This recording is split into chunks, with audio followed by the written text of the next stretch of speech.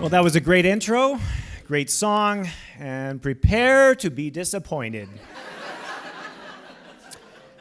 On top of that, you're looking at me right now and you're thinking, wow, you're so courageous, you're getting up on stage. When did Leonard from accounting start doing a comedy? I know, I've always looked that way.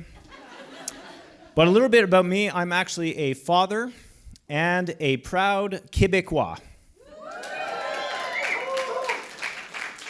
That was louder than I expected. That ruined my joke. I was going to say, and the rest of you don't care. Oh, well. But you guys are too nice. So recently, I went to Europe, and upon landing, this lady gets right up, and she says, "Oh my God, I love Europe. You can go anywhere because they all speak English. Well, except for France. And then there's Montreal, where they pretend they don't speak it, but they really understand. But they don't speak the real French."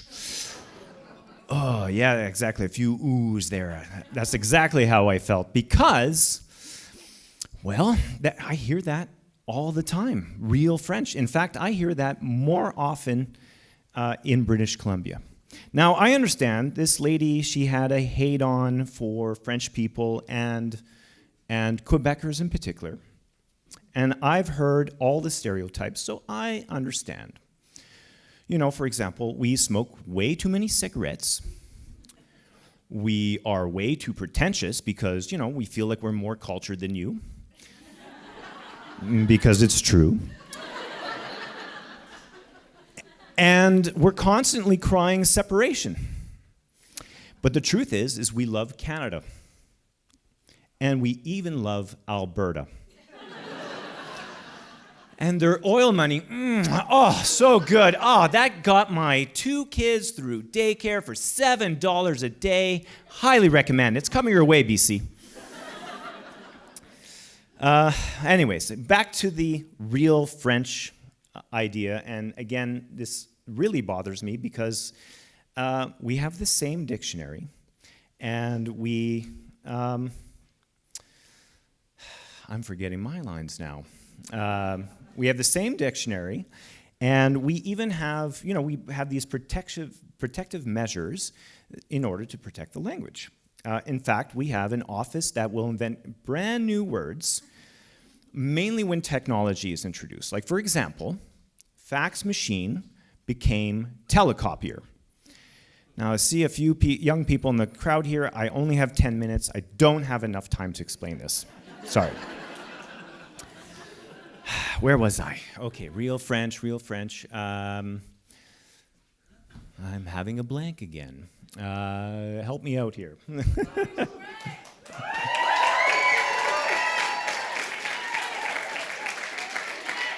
I'm trying to remember. Anyways, so in Quebec, we use all these words, but in France, when I go there, because I just mentioned I had just gone there, they don't care. They'll use all these various English words. So let me share a few words that I hear in France, and let's see if your grade 9 Parisian French, taught by Madame Johnson from Burnaby, who went to Paris once, and let's see if you can translate these words. Okay, character. Le parking, le shopping, le weekend, babysitter, drugstore, manager, relooking, dressing, and there's some words in there that actually don't even make any sense in English. They just take it and shape it up. Anyways, so the one thing I will admit is that the French people have the superior accent. And now at this point you're wondering, well, wait a minute, Eric. When did you, wait. How come you speak like this instead of like that?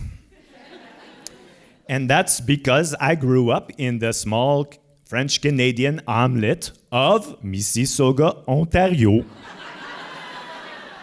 And in Ontario, I grew up with my mother, who had the thickest, most embarrassing accent.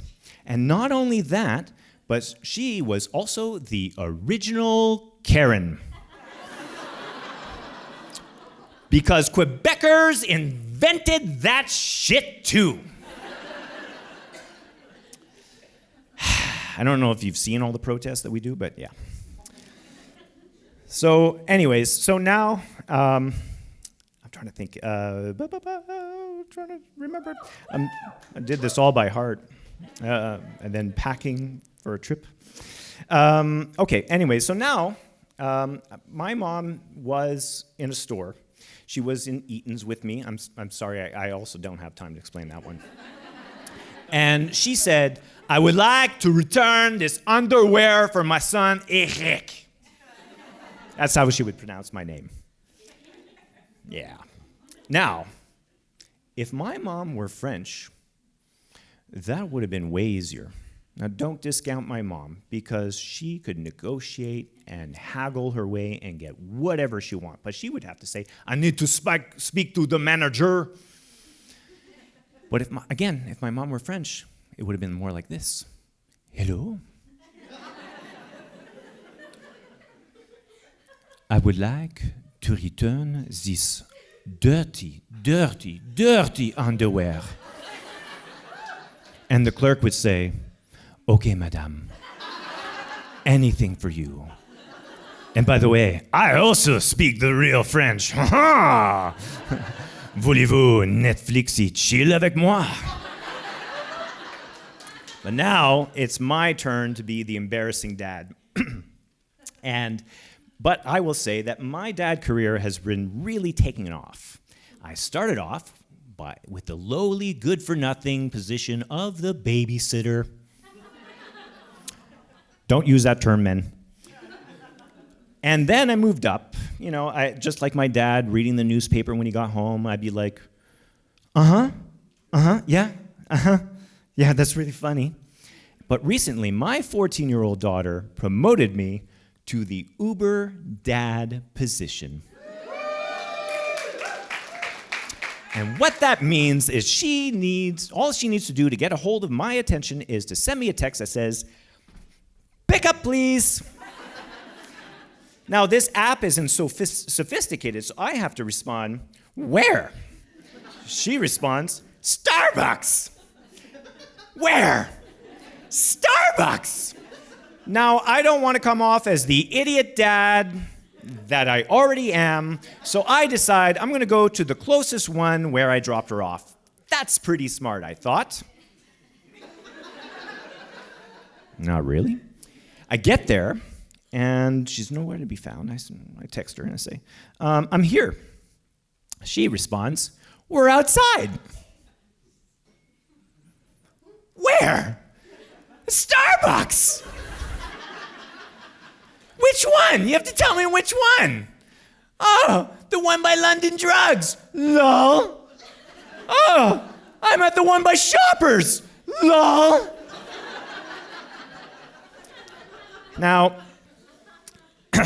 I don't get many thank yous for all those drives. That's the truth.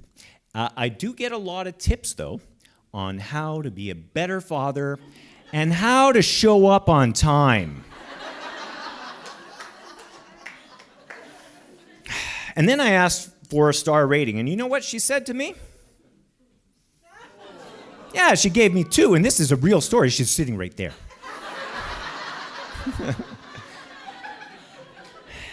Well, tabarnak, the joke's on you because this app no longer works in Hanglish. And anyway, your little sister will not see it because she still prefers the lift. Thank you very much. That's all my time.